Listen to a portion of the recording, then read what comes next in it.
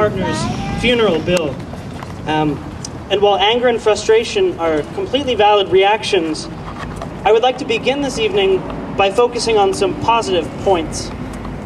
Firstly, the bill, which would have given unmarried couples, gay and straight alike, the right to make funeral arrangements for their deceased partners, it was passed almost unanimously in the General Assembly by a vote of 63-1. Our elected legislative officials clearly recognize and are eager to correct this monumentally unjust legal shortcoming.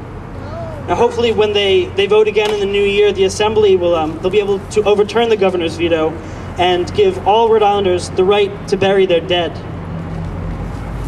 Secondly, Governor Carcieri's veto has inspired action from everyday Rhode Islanders. Tonight's vigil and funeral procession, it was organized not by an advocacy group or national organization, but by outraged Rhode Islanders. Rhode Islanders who, like yourselves, do not believe that the governor's moral agenda speaks for the people of our great state. Your presence here tonight is testimony not only to the power of grassroots organization, but to the enduring, fundamentally American tradition of standing up to the forces of injustice and inequality. Your presence here tonight is both an inspiration for all Rhode Islanders who are currently discriminated against by the law, as well as a clear message to Governor Carcieri. Moral railroading cannot and will not be tolerated by the people of this state.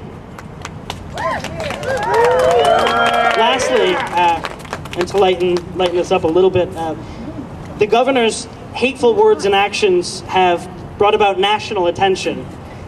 Right, and while the circumstances of our state's exposure are certainly nothing to be proud of, I personally can't help but feel a sense of joyous satisfaction at the likes of Stephen Colbert shaming Governor Carcieri on national television. I guess you saw it too.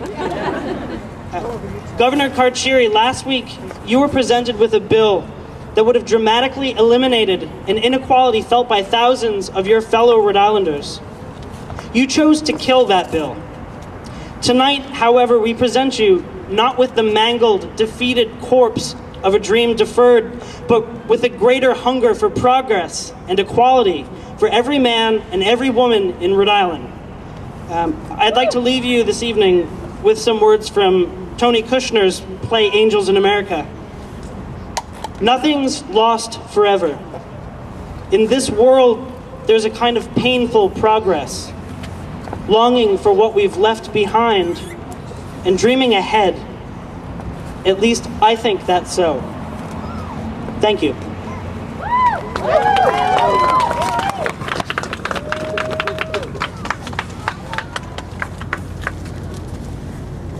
Good evening.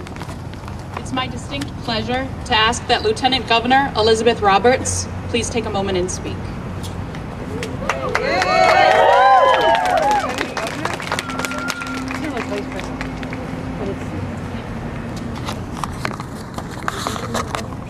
Thank you. So it is a sad evening that brings us here to the steps of the Statehouse. That we need to be here at all is a great disappointment, and for many families could be a tragedy. But I would like to echo the words of hope, and I want to recognize, actually, I saw one of my colleagues in government, Representative Gemma, is he still here? I want to recognize that almost every single member of the House and Senate supported this legislation. And as each of us contacts them in moments like this, but also personally, and lets them know how important it is that when they come back in January, the first thing they do is override this veto, there is no question that they will hear those words.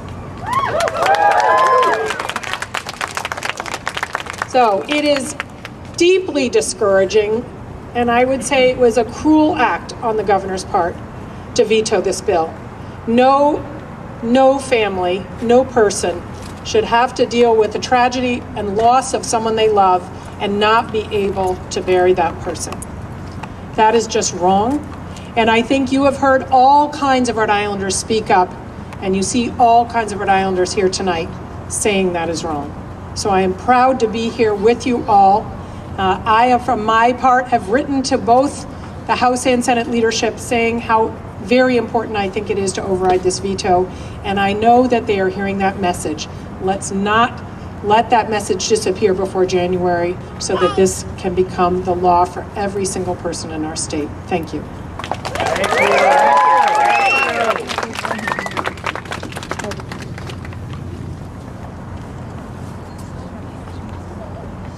Hi, my name is Stacy. I spoke with Representative Frank Ferry yesterday. He unfortunately finds himself out of state, but did send over a letter that he had sent over to the governor November 11th, the day after the veto, and asked me to read it for him. Dear Governor Carcieri, I write on behalf of the thousands of LGBT Rhode Islanders who you continue to persecute by governing according to your personal and religious beliefs. Your veto of Senate Bill 0195 and House Bill 5294, which sought to instill a modicum of dignity for all Rhode Islanders at a time of extreme hardship for anyone, the death of a loved one, can only be described as an act of cruelty. The ability to provide the final wishes of a departed partner is a matter of civil rights, and it is unfortunate you have allowed your religious beliefs to once again cloud your judgment. I remind you, as governor, you represent all the people of Rhode Island, not just those who subscribe to the views of the Catholic Church. Your consistent demonizing of the LGBT community will truly be a blemish on your tenure as governor. I think it is also time to remind you of a simple concept the Founding Fathers believed in: the separation of church and state. There have been many in the history of our country and state with deep religious commitment who understand their beliefs should not interfere with the rights of fellow citizens. Rhode Islanders would be far better served if you spent your last year in office governing with this simple but essential concept in mind. Your role to judge the significance of relationships or commitments between two individuals. It is not your role to judge the significance of relationships or commitments between two individuals. Believing you have a voice in this matter speaks volumes to the level of arrogance you bring to this debate. Certainly, it is beyond the scope of your authority to call into question the level of love, compassion, and dedication between two people, regardless of the length of time they have been in a relationship with one another.